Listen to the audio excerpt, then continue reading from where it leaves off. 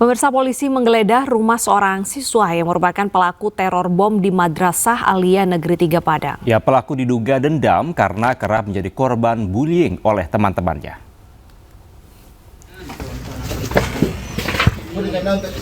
Tim Densus 88 anti teror dan juga Gegana Polda Sumbar melakukan penggeledahan di rumah pelaku R di Kecamatan Koto Tangga.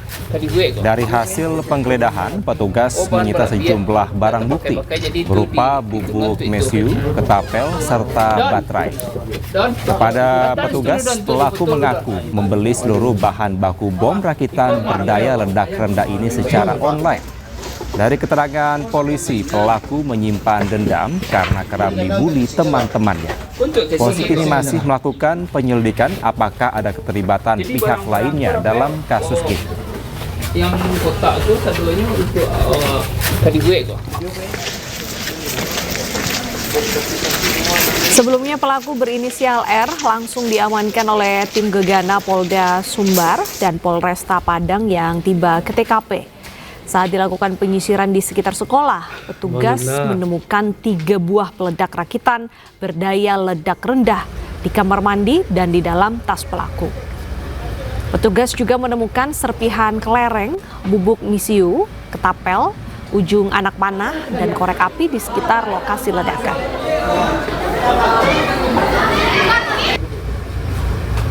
Tadi ada bom molotov ya, peralatan kayak di dalam ransel ada ketapel, ada kelereng ya. Itu bagian dari barang-barang yang akan digunakan untuk melampiaskan emosinya kepada teman yang sering. Yang meledak ini Pak, ini disengaja diledakkan atau tidak sengaja Pak menurut pelaku? Ya, jadi sengaja diledakkan di dalam kelas untuk mencelakai temannya itu. Ini berapa buah Pak? Ya, berapa unit semuanya? Tadi yang dicoba diledakkan ada 1, terus yang 3 belum diledakkan, masih utuh. Sebelumnya bom rakitan meledak di dalam kelas di Madrasah Aliyah Negeri 3 Kota Padang, Sumatera Barat, pemirsa. Ya, pelaku merupakan salah satu siswa di sekolah tersebut.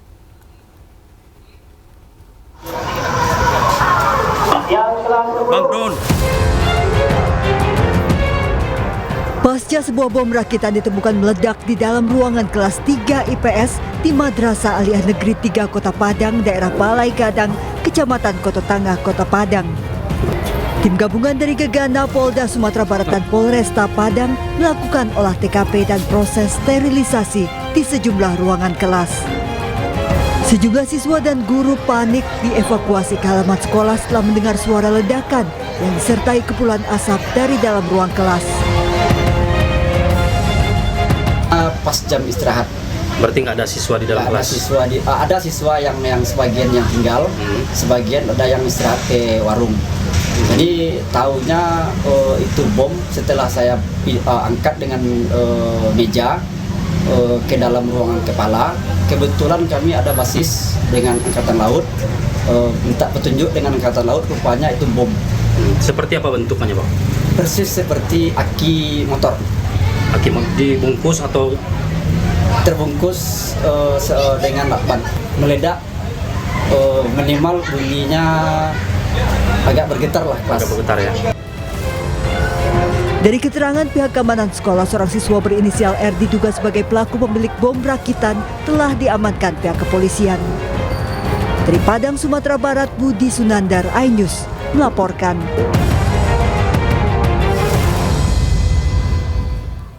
Seorang pemuda yang diduga dalam kondisi mabuk menabrak sepeda motor yang terparkir di kawasan Taman Gajah Dharma Wangsa, Jakarta. Saat tas pelaku diperiksa, petugas menemukan 2 senjata tajam dan 1 paket yang diduga narkotika jenis sabu.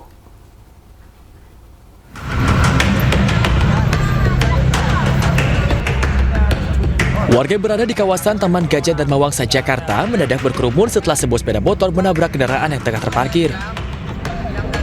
Menurut warga, pelaku diduga mengendarai sepeda motor dalam kondisi mabuk, sehingga langsung diamankan oleh warga. Fotoin buat BP ini ya, orang banyak ya.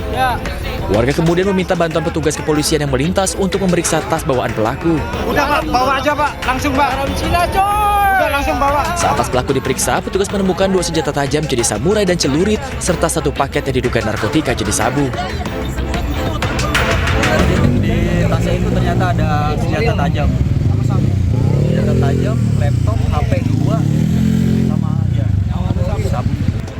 Pelaku kemudian dibawa ke Polres Metro Jakarta Selatan untuk menjalani pemeriksaan lebih lanjut, termasuk mendalami kepemilikan senjata tajam dan paket yang diduga narkotika tersebut. Dari Jakarta, Helmi Sajambati, iNews melaporkan.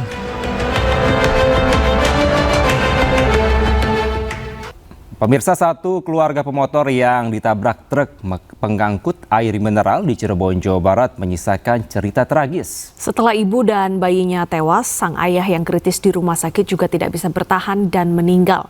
Sementara anak pertama masih menjalani perawatan.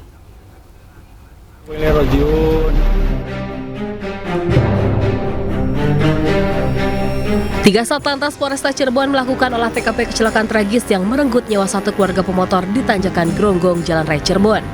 Dari hasil pemeriksaan di lokasi, polisi menemukan sejumlah masalah pada truk, mulai dari masalah pada rem hingga ban gundul. Kondisi jalan yang menurun dan berat beban berlebih membuat truk hilang kendali, terguling dan menabrak warung serta 1 keluarga pemotor.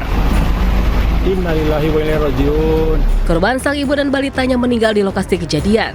Sementara ayah dan anak pertama dievakuasi ke rumah sakit dalam kondisi kritis. Usai beberapa jam perawatan, sang ayah tak bisa bertahan dan meninggal.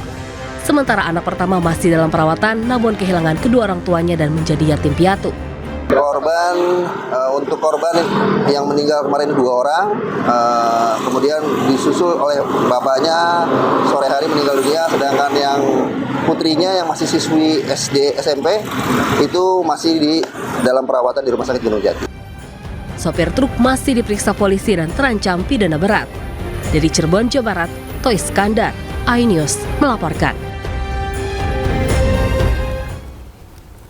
Pemirsa, balita berusia 4 tahun meninggal dunia di Rumah Sakit Maleo, Kota Sorong dengan dugaan kelalaian dalam penanganan medis. Ya, untuk mengungkap penyebab pasti kematian korban, tim audit investigasi langsung dibentuk. Saya takut dok, kenapa ini kak, kasihan nih, Fana. Kasus ini mencuat pemirsa setelah unggahan ibu korban di media sosial yang menyebutkan adanya dugaan kelalaian dalam penanganan medis dan menarik perhatian publik. Menyikapi kasus tersebut, Dinas Kesehatan Kota Sorong membentuk tim audit investigasi untuk menelusuri seluruh proses penanganan pasien hingga meninggal dunia. Tim audit melibatkan dokter spesialis anak, akademisi, dan tim hukum agar proses pemeriksaan berjalan secara menyeluruh dan objektif.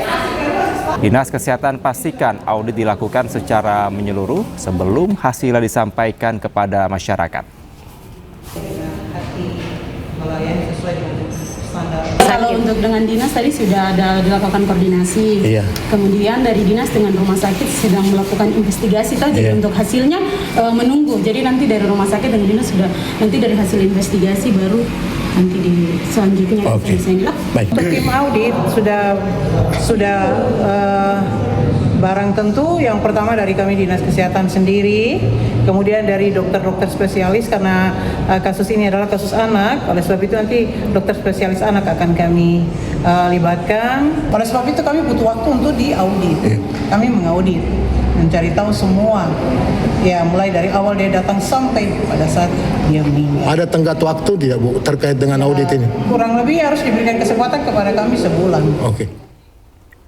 Diduga tidak bisa berenang, 3 bocah tenggelam di kolam bekas galian di kawasan perumahan Puri Raya Residence, Kabupaten Karawang, Jawa Barat. Naas, 2 anak ditemukan meninggal dunia, sementara 1 anak lainnya selamat.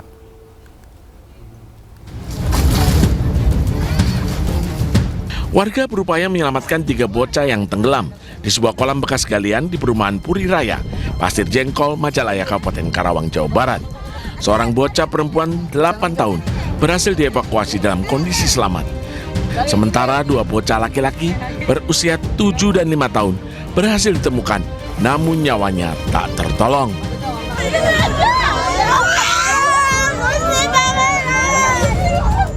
Orang tua korban menangis histeris saat mengetahui 2 bocah tak dapat diselamatkan. Sebelumnya, 3 anak ini asik berenang di kolam bekas galian, sementara 2 teman mereka menunggu di tepi kolam. Diduga karena tak mahir berenang, ketiga bocah tenggelam. Warga sekitar pun panik, langsung berupaya menyelamatkan korban. Jenazah kedua korban langsung disemayamkan di rumah duka untuk dimakamkan. Dari Karawang, Jawa Barat, Rudi Setiawan, iNews melaporkan.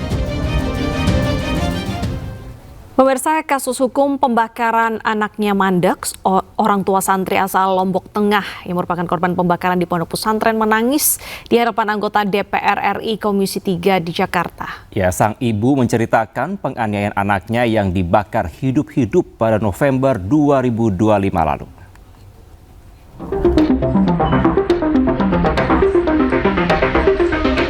Bulan November lalu, sebuah pesantren di Lombok Tengah gempar karena adanya kasus pembakaran 3 santri. Naas, 1 dari 3 santri meninggal dunia telah menderita luka bakar sebesar 80%. Orang tua korban yang melaporkan ke polisi menilai kasusnya tidak berkembang, sehingga bertolak ke Jakarta untuk bertemu dengan anggota DPR RI. Selasa siang, orang tua korban akhirnya melakukan rapat dengar pendapat atau RDP dengan Komisi 3 DPR RI. Biarkan kasus kematian anak saya, Sahril Sobirin, menguap dan dilupakan hanya kami orang miskin yang tidak punya uang dan kekuasaan. Saya memohon kepada Komisi 3 untuk menggunakan wewenang besar yang Bapak dan Ibu miliki guna mendesak Kapolri mengusut tuntas skandal pembungkaman ini. Tolong awasi polisi-polisi di daerah kami yang tega-teganya menyuruh pihak pesantren meminta tanda tangan damai di atas luka bakar 80% anak saya. Saya meminta keadilan yang seadil-adilnya. Seret semua pelaku penganiayaan, pelaku pembakaran, dan orang-orang besar di dalam pesantren yang ikut menyembunyikan kejahatan ini ke dalam penjara. Syahril diduga menjadi salah satu dari 3 korban pembakaran oleh kakak kelasnya pada bulan November 2025 lalu. Sementara itu, keluarga korban sudah melaporkan ke polisi, tetapi keluarga pelaku pembakaran menawarkan surat perdamaian. Selain ke DPR RI, ibu korban pun meminta bantuan ke Presiden Republik Indonesia melalui surat terbuka. Tim Liputan iNews melaporkan. Pemirsa, kasus kekerasan seksual terhadap remaja berusia 15 tahun mengguncang Kabupaten Sampang, Jawa Timur. Polisi kini mengungkap fakta baru di balik rangkaian kejahatan yang berlangsung selama hampir 5 bulan.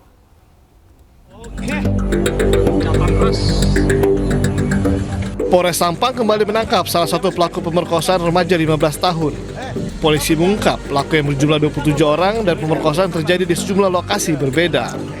Salah satu pelaku berinisial AP diduga menjadi orang pertama yang memperdaya korban sebelum memperkenalkannya kepada pelaku lain. Selama hampir 5 bulan, korban diduga terus mendapat ancaman agar tidak melaporkan peristiwa tersebut. Masih kita kejar, kita prioritaskan dalam penanganan kasus ini karena ini kasus yang betul-betul menonjol dan menjadi perhatian masyarakat banyak, sehingga kita prioritaskan, kita sudah bentuk tim khusus untuk penanganan kasus ini. Hingga kini polisi telah menangkap 13 pelaku, sementara 14 pelaku lain terus diburu. Sejumlah pelaku bahkan ditangkap saat akan kabur ke daerah lain.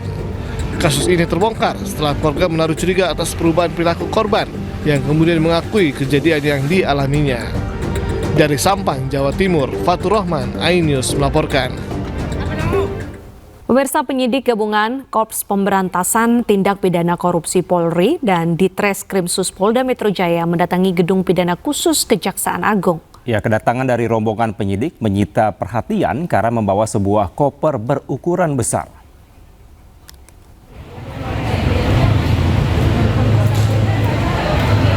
Betul penyerahan, Pak? Rombongan penyidik tiba di Gedung Bundar atau Gedung Pidana Khusus Kejaksaan Agung menggunakan sebuah minibus dengan nomor polisi khusus milik kepolisian. Rombongan langsung memasuki gedung melalui pintu belakang. Salah satu penyidik membawa sebuah koper besar dengan tulisan BAP dan bindik LP01 dan LP02 yang diduga berisi dokumen penyidikan. Belum ada keterangan mengenai kedatangan penyidik kepolisian ke kejaksaan ini. namun diduga kuat terkait dengan penyerahan 3 kasus dugaan korupsi yang melibatkan mantan Jaksa Agung Muda Tindak Pidana Khusus Febri Ardiansyah.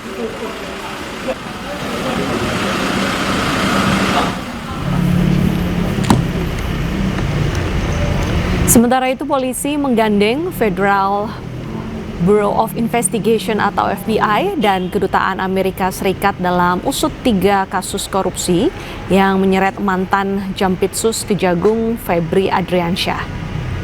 Sejumlah personil FBI AS hadir di gedung Ditreskrimum Polda Metro Jaya.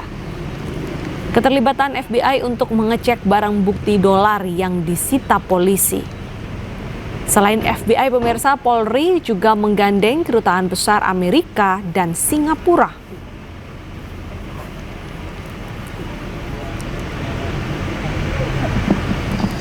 Ini ada uang USD, SGD, rupiah, termasuk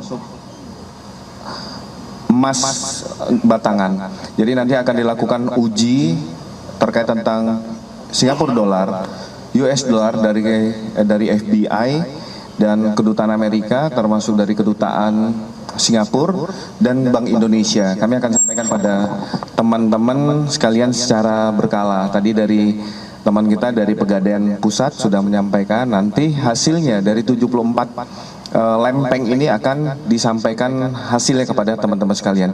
Ini merupakan suatu proses dalam penyerahan penanganan perkara lanjutan yang ditangani oleh Joint Investigasi kepada Kejaksaan Agung. Saya rasa itu teman-teman sekalian ya. Ya, pasca ditetapkan sebagai tersangka, beredar informasi pemirsa, ex-Jampitsus Febri Ardiansyah dikabarkan umroh. Ya, namun isu tersebut dibantah oleh Kejagung dan juga berdalih Febri masih di Indonesia dan juga dalam pengawasan dari penyidik.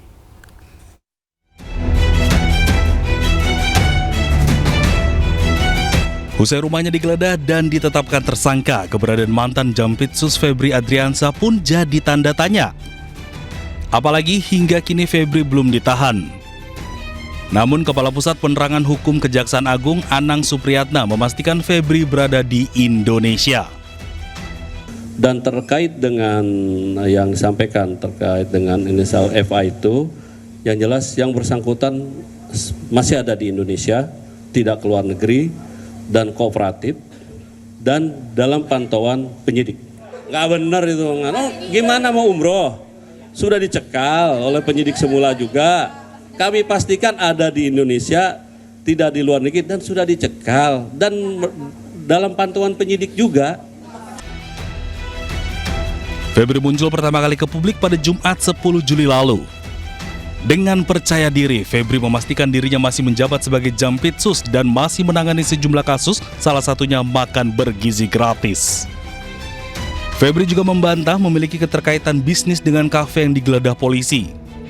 Febri pun membantah uang yang berada di rumahnya disentul miliknya. Namun, sehari setelah pernyataannya, Kejagung mengumumkan Febri mundur dari jabatannya sebagai Jampitsus. Di hari yang sama, polisi menetapkan Febri sebagai tersangka. Ia diduga terlibat kasus korupsi dan pencucian uang terkait batu bara PLTU, Asabri, dan Krakatau Steel. Usai ditetapkan sebagai tersangka, Febri tak lagi muncul di publik. Tim Liputan iNews melaporkan. Sementara itu pemirsa, Menteri Migrasi dan Pemasyarakatan RI Agus Andrianto pastikan Febri Ardiansyah dicekal selama 20 hari. Di mana ini pemirsa sesuai dengan permintaan dari Polda Metro Jaya. Nantinya durasi pencekalan ini bisa saja bertambah jika ada permintaan dari Kejaksaan Agung. 20 hari sesuai permintaan dari Polda Metro Jaya. Sekarang kan sudah ada sudah diserahkan ke Kejaksaan penanganannya. Kita tunggu nanti setelah 20 hari nanti akan ada permintaan lagi dari Kejaksaan. Pencekalan itu masanya 6 bulan ya Pak. Ini kenapa 20 hari Pak pertimbangan? Ya karena masih sementara ya, kemarin yang diajukan oleh Polda Metro Jaya. Jadi kita kasih 20 hari. Kita tunggu dari Kejaksaan. Komisi Pemberantasan Korupsi menanggapi usulan kasus yang menjerat mantan Jaksa Agung Muda bidang tindak pidana khusus Kejaksaan Agung Febri Ardiansyah ini dilimpahkan ke KPK. Ya, juru bicara KPK Budi Prasetyo menilai KPK memantau kasus Febri Ardiansyah masih pada tahap awal dan belum memerlukan intervensi langsung berupa pengambil alihan.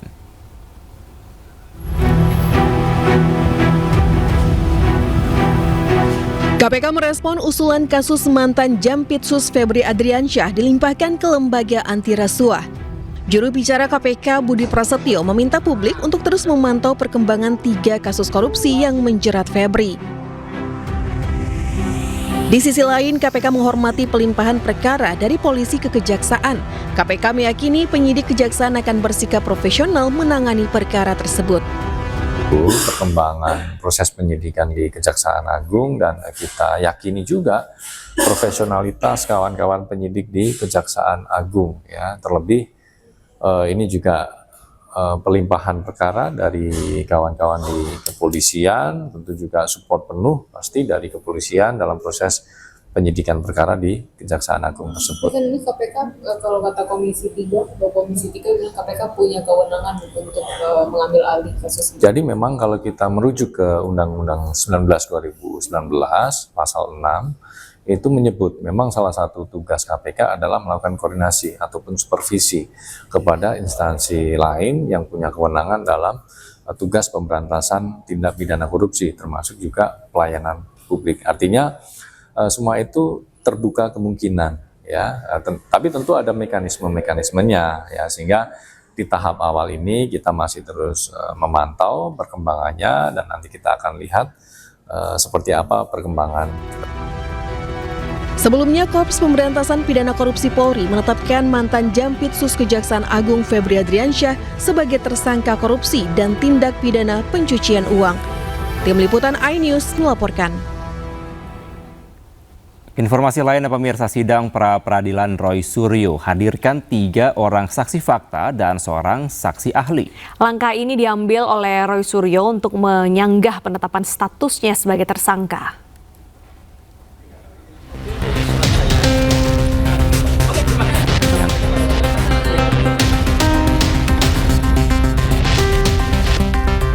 Sidang pra-peradilan kedua Roy Suryo memasuki agenda pembuktian Selasa siang. Roy Suryo menghadirkan 3 orang saksi fakta dan seorang saksi ahli. Langkah ini diambil Roy Suryo dan kuasa hukumnya untuk menyanggah penetapan status tersangkanya menggunakan pasal 32 Undang-Undang ITE. Roy Suryo dan kuasa hukum menilai penyidik Polda Metro Jaya tidak memiliki 2 alat bukti untuk menjerat Roy dengan pasal tersebut. Itu adalah upaya kami, upaya kuasa hukum untuk menghadirkan saksi-saksi yang fair. Jadi tidak hanya ada saksi yang seperti sekarang sudah sering ketemu. Saya sudah lama nggak ketemu Krisnamurti. Keterlibatannya dengan ijazah palsu itu apa? Nah, enggak, karena dia itu dipanggil oleh Polda Metro Jaya.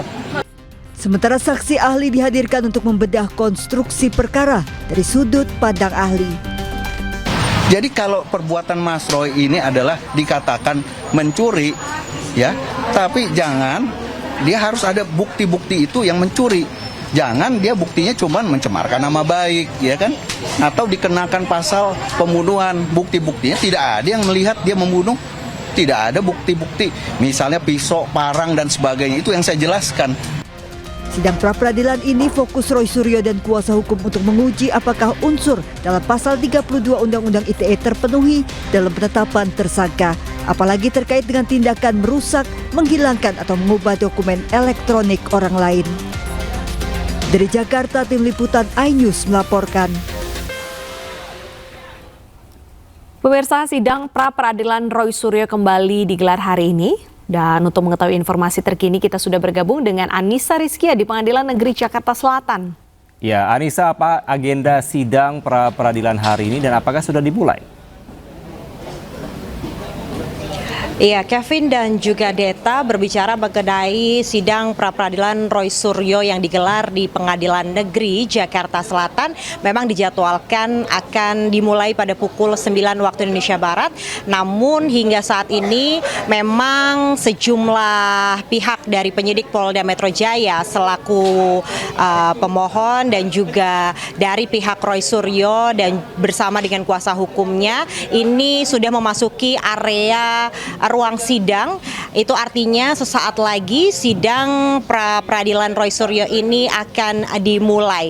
Dan sebagai informasi memang sidang pra-peradilan Roy Suryo ini dari pihak pemohon Roy Suryo ini menyanggah status tersangkanya menyangkut pasal 32 Undang-Undang ITE yang mana ini merupakan sidang pra-peradilan keempat yang digelar di hari ini. Itu artinya sudah dilakukan pemeriksaan bukti dan juga keterangan. Kemudian kemarin sudah dilakukan pembuktian dari pemohon, yakni dari pihak Roy Suryo. Ada 4 orang saksi yang dihadirkan, salah satunya ada Krisna Mukti yang merupakan kerabat dari Roy Suryo, yang informasinya ini adalah salah satu saksi yang dihadirkan juga pada saat gelar perkara pada kasus dugaan fitnah dan juga pencemaran nama baik yang menyangkut ijazah Presiden Republik Indonesia ke-7 yakni Joko Widodo. Selain itu juga ada seorang ahli yang dihadirkan dari pihak pemohon yakni Roy Suryo.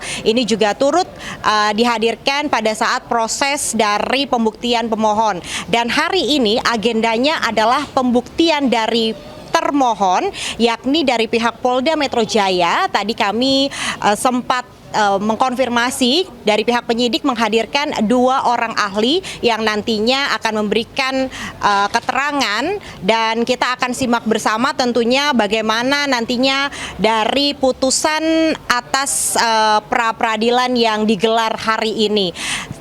Untuk informasi Deta dan juga Kevin, memang selain sejumlah agenda sidang yang tengah digelar begitu ya, kita juga menantikan kehadiran dari Roy Suryo karena memang hingga siang hari ini nampaknya memang belum ada tanda-tanda kedatangan karena sesaat lagi sidang pra-peradilan akan dimulai. Untuk sementara saya kembalikan kepada Kevin dan juga Deta yang ada di studio.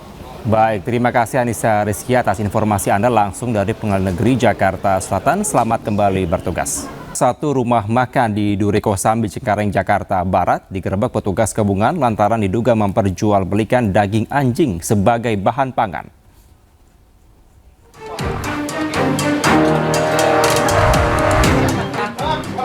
Diduga memperjualbelikan daging anjing sebagai bahan pangan. Sebuah rumah makan di kawasan Duri Kosambi, Cengkareng, Jakarta Barat digerebek petugas gabungan dari Suku Dinas Ketahanan Pangan, Kelautan dan Pertanian Jakarta Barat bersama Satpol PP. Pemeriksaan difokuskan pada ruang penyimpanan daging. Satu persatu daging yang tersimpan di dalam lemari pendingin diperiksa. Dari hasil pemeriksaan awal, petugas mencurigai beberapa potong daging memiliki tekstur yang menyerupai daging anjing. Untuk memastikan jenis daging tersebut, petugas mengambil sejumlah sampel yang akan diuji coba di Laboratorium Kesehatan Masyarakat Veteriner.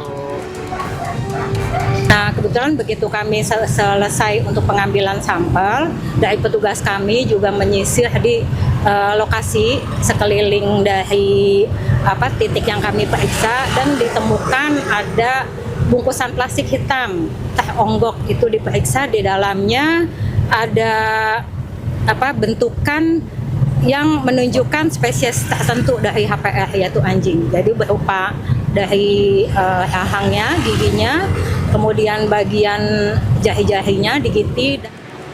Pemeriksaan ini merupakan bagian dari penegakan peraturan Gubernur DKI Jakarta yang melarang perdagangan, penjualan, dan konsumsi daging anjing maupun kucing sebagai bahan pangan. Dari Jakarta, Rizky Falufi, iNews melaporkan. Ya pemirsa, karena tak kunjung diangkut selama 2 tahun, sampah menumpuk di TPS Rumah Susun Waduk Pluit, Penjaringan, Jakarta Utara. Ya, selain bau yang tidak sedap ini, Dita dan pemirsa, warga resah tumpukan sampah menjadi sumber penyakit.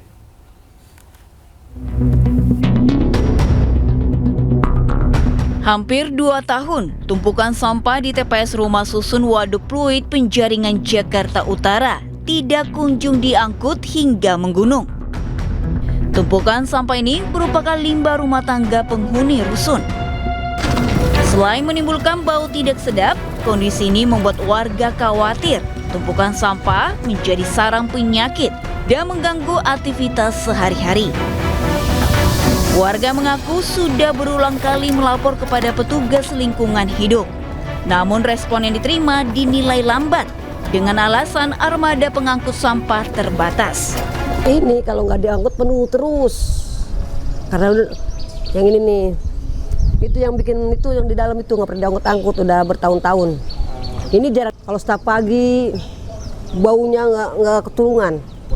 Ya saya kan pernah ke LH ke Penjaringan, katanya nggak ada jadwal, belum ada mobil. Bahwa armadanya berkurang atau armadanya terbatas. Dan yang kedua, kuotanya dibatasi di Bantar Gebangnya. Baru 2 minggu kemarin diangkut. Tapi sebenarnya sampah ini sudah lama, sejak udah 2 tahunan. Warga berharap pengangkutan sampah bisa dilakukan secara rutin agar penumpukan sampah tidak kembali terjadi. Dari Jakarta, Sofian Firdaus, iNews melaporkan. Pemirsa, Jakarta terus berbenah dengan memperbaiki jalan-jalan utama yang mulai rusak. Salah satunya di Jalan Kebon Siri, Jakarta Pusat. Ini pembetonan jalan membentang sepanjang 300 meter lebih. Nah, bagaimana nih dampaknya terhadap arus lalu lintas? Berikut laporan Givo Morisko. Pemirsa, saat ini saya sedang berada di Jalan Kebon Sirih, Menteng, Jakarta Pusat, di mana sedang berlangsung proyek pembetonan dari Provinsi DKI Jakarta yang mengakibatkan arus lalu lintas mengalami kepadatan. Dari pantauan kami di lokasi, dari dua jalur di bagian tengah di Jalan Kebon Sirih dari arah Tanah Abang menuju Tugutani, untuk saat ini sementara ditutup, tidak dapat dilewati oleh kendaraan, yang mana dari 4 jalur yang tersedia saat ini hanya bisa dilalui oleh 2 jalur, yang mengakibatkan adanya kepadatan dan juga perlambatan dari arus lalu lintas sendiri. Kepadatan kendaraan juga terlihat dan tampak dari depan gedung Bank Indonesia menuju gedung DPRD Provinsi DKI Jakarta. Meski demikian, petugas dari Dinas Perhubungan bersiaga di lokasi proyek ini untuk memastikan arus lalu lintas berjalan dengan baik. Dari Dinas Bina Marga sendiri juga menjelaskan bahwa proyek ini akan dilaksanakan sepanjang 345 meter yang dimulai dari Wisma Penta menuju gedung BNPB Republik Indonesia. Proyek ini sendiri juga telah berjalan dan berlangsung secara bertahap dimulai dari tanggal 12 Juli 2026 dan ditargetkan akan selesai pada September 2026. Sementara itu dari Dinas Perhubungan sendiri juga memastikan bahwa tidak akan ada rekayasa dari lalu lintas dan juga pengalihan dari arus lalu lintas, namun dihimbau untuk para pengendara agar lebih antisipasi untuk adanya perlambatan di perjalanan sendiri. Dari Jakarta, Givo Morisko, Pandu Priyo, iNews melaporkan. Komando Pusat AS atau Senkom mengkonfirmasi serangan yang dilancarkan kembali kepada Iran. Ya, operasi tersebut menargetkan sistem pertahanan pantai Iran.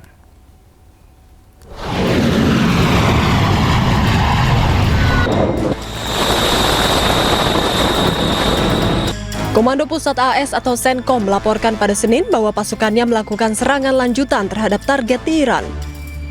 Hal ini menandai serangan malam ketiga berturut-turut seiring meningkatnya ketegangan di Selat Hormuz. Rekaman video menunjukkan jet tempur lepas landas dan rudal diluncurkan sebelum serangan menghantam target yang diduga milik Iran. Tanggal dan lokasi pasti dari rekaman tersebut tidak dapat diverifikasi secara independen. Senkom menyatakan operasi tersebut menargetkan sistem pertahanan pantai Iran, lokasi rudal dan drone, serta kemampuan maritim. Sebelumnya, Iran dan AS kembali saling meluncurkan serangan usai tanda tangan nota kesepahaman damai. Pemirsa, selain Iran, Amerika Serikat juga kembali blokade lalu lintas maritim yang masuk dan keluar dari pelabuhan Iran. Kedua negara pun tak segan menyerang kapal yang nekat melintas. Dan pemirsa, informasi ini sekaligus menutup jumpa kita di iNews Today hari ini. Temukan informasi terbaru lainnya di www.inews.id dan cuplikan tayangan berita iNews dapat Anda saksikan di kanal YouTube @officialinews. Ya, setelah ini dan pemirsa, Anda akan langsung menyaksikan iNews Siang bersama rekan kami Rosalin Hugh dan juga Ayan Nufus. Pemirsa, terima kasih Anda telah menyaksikan program iNews Today hari ini. Tetap jaga kesehatan Anda dengan memilih air mineral dengan kemasan tersegel sehingga lebih aman dan juga terlindungi bebas dari debu. Saya Kevin Pakan. Dan saya Bernadetta Ginting. Sampai jumpa.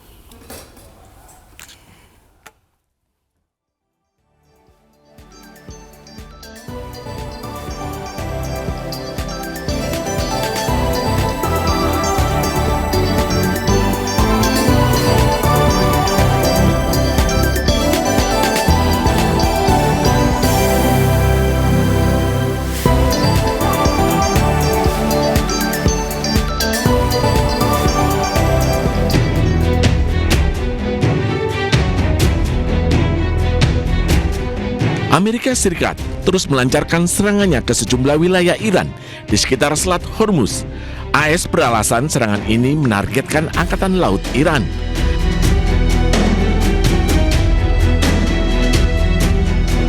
Tak hanya itu, Amerika Serikat juga kembali blokade lalu lintas maritim yang masuk dan keluar dari pelabuhan Iran. Namun, AS mengizinkan pelayaran komersial lain untuk berlayar selama tidak berlabuh di pelabuhan Iran.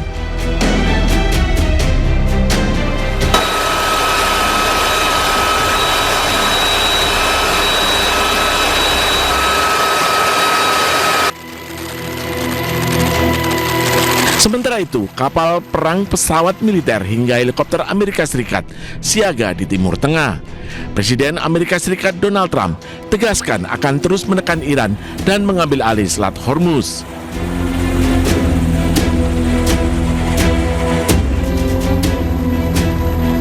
Well, I think it's going very fast. We've demolished their military.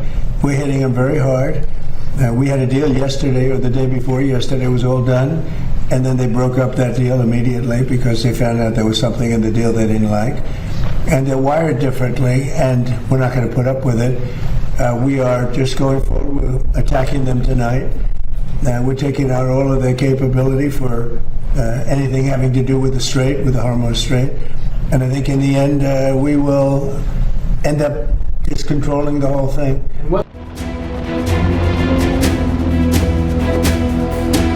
Pernyataan ini memperkuat pernyataan Trump sebelumnya yang menegaskan akan menarik biaya 20% kepada kapal yang melintas. Tarif ini dikenakan sebagai bayaran atas perlindungan Amerika Serikat atas kapal yang melintas.